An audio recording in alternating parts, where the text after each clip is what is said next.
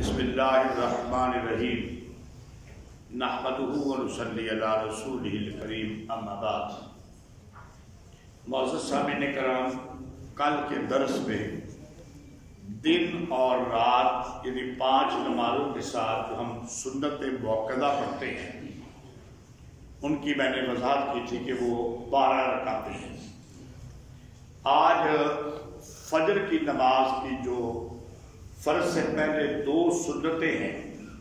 ان کی فضیلت کے بارے میں بات کرتے ہیں۔ ام المومنین حضرت عائشہ صدیقہ رضی اللہ تعالی عنہا سے روایت ہے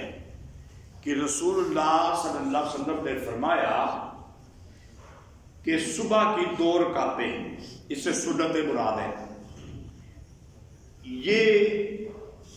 بہتر ہے اس ساری دنیا سے اور جو کچھ دنیا میں ہے اس سے۔ حدیث کا مطلب یہ ہے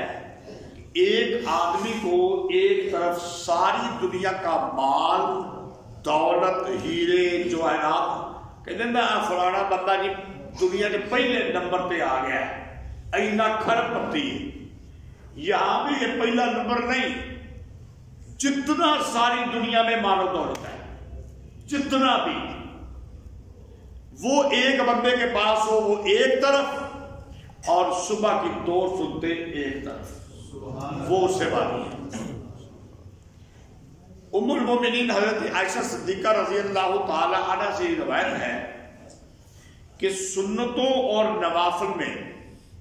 حضور اکرم صلی اللہ علیہ وآلہ وسلم سب سے زیادہ اہتمام فجر کی سنتوں کا کرتے تھے، ان کو کبھی نہیں چھوڑا، ان کو کبھی دوسری اگر کبھی ہو ہی سکتا ہے، اگر نبی ہے لیکن ہے تو انسان رہ گئی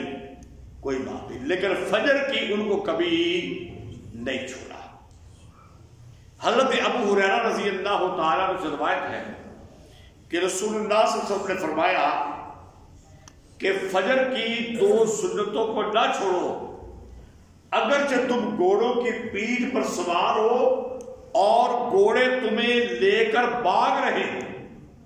اس کا مطلب کیا ہے؟ اس کا دیکھیے نا، سفر جو ہوتا ہے نا، سفر میں آپ نے مسئلہ سمجھا ہوا ہے کہ ایک بندہ اگر سفر کر رہا ہو تو راستے میں نماز آ جائے تو 4 کی بجائے 2 فرض پڑھ لے، اور جو 2 ہے وہ 2 ہی پڑھ لے، مغرب کے 3، اور سنتیں بے شک یہ سنت موقع جس کل کہا تھا کہ اگر نہ پڑھے تو گناہ ہے، لیکن سفر میں گناہ کوئی نہیں۔ لیکن فجر کی سنتیں، اس وقت گھوڑے ہوتے تھے نا سواری کے لیے، آج گاڑیاں ہیں، بسیں ہیں، ٹرینیں ہیں، اس وقت گھوڑے ہوتے تھے، تم گھوڑوں کی پیٹھ پہ سوار ہو، گھوڑے تمہیں لے کے بھاگ رہے ہیں، یعنی سفر جاری ہے۔ فجر کی نماز کا وقت ہو گیا، آپ نے 2 فرض پڑھنے ہیں، سنتیں بھی پڑھنی ہیں، فجر کی سنتیں نہیں چھوڑنی۔ زور کے وقت سفر میں جا رہے ہو، زور کی پہلی 4 بھی چھوڑ دو، بعد بھی جا رہے، فرض بھی 2 پڑھ لو تو ٹھیک ہے۔ اس سے اہمیت کا اندازہ کر لیں آپ کہ کتنی زیادہ اہمیت ہے فجر کی سنتوں کی، کیونکہ یہ پہلی حدیث سے بھی پتہ چل رہا ہے کہ دنیا معافی سے بہتر ہے۔ آخری حدیث سنیے، وہ بھی حضرت ابو ہریرہ رضی اللہ تعالیٰ عنہ سے ہے کہ رسول اللہ صلی اللہ علیہ وسلم نے فرمایا کہ اگر کسی کی فجر کی سنتیں رہ جائیں، مثلا ایک بندہ مسجد میں آیا، امام صاحب مسلح میں کھڑے ہو کے فرض شروع کر دیے، اب جب امام نے فرض شروع کر دیے ہیں، وہ فرض نماز پڑھا رہا ہے تو آپ نے پیچھے سنتیں تو نہیں پڑھنا، فرضوں میں شامل ہونا ہے نا، فرض کی اہمیت تو بہرحال زیادہ ہے ہی نا،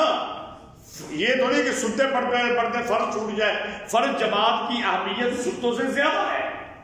فرض کی اہمیت زیادہ ہے اور پھر جماعت کے ساتھ زیادہ ہے، تو آپ فرضوں میں امام کے پیچھے، آپ نے فرمایا کہ اگر سنتے پھر رہ گئی تو چونکہ صبح کی فرض نماز کے بعد